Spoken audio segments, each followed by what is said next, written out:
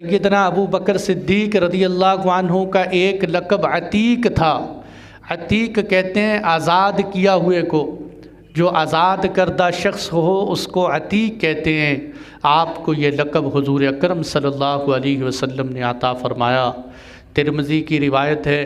سیدہ عائشہ صدیقہ فرماتی ہیں کہ حضور اکرم صلی اللہ علیہ وسلم کی خدمت میں ابا جان تشریف لائے تو آپ نے فرمایا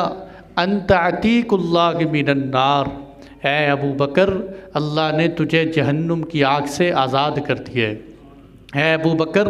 تجھے اللہ نے جہنم کی آگ سے آزاد کر دیا ہے۔ تو اس سے آپ کا لقب پڑا عتیق، اور مورخین نے کہا کہ اس کے اور بھی بہت سارے اسباب ہیں، کہ کسی نے کہا کہ آپ کو عتیق اس لیے کہتے ہیں کہ آپ شکل و صورت کے اعتبار سے بڑے خوبصورت تھے، اس لیے آپ کو عتیق کہتے ہیں، اور کسی نے کہا کہ آپ نسب کے اعتبار سے بڑے خوبصورت تھے اس لیے آپ کو عتیق کہتے ہیں، کسی نے کہا کہ نہیں آپ شروع سے ہی اچھی خیر اور خوبی کے مالک تھے اس لیے آپ کو عتیق کہتے ہیں، اور بعض نے یہ وجہ بھی لکھی ہے کہ حضرت ابوبکر صدیق رضی اللہ عنہ کی والدہ کے ہاں جو کوئی اولاد ہوتی وہ پیدا ہوتے ہی فوت ہو جاتی،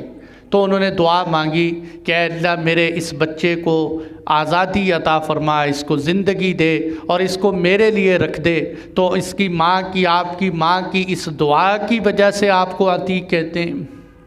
میں کہتا ہوں کہ یہ سارے کے سارے اسباب حضرت ابوبکر صدیق رضی اللہ عنہ کے عتیق ہونے کا سبب بن سکتے ہیں، اس لیے کہ آپ شکل و صورت کے اعتبار سے نہایت حسین و جمیل تھے،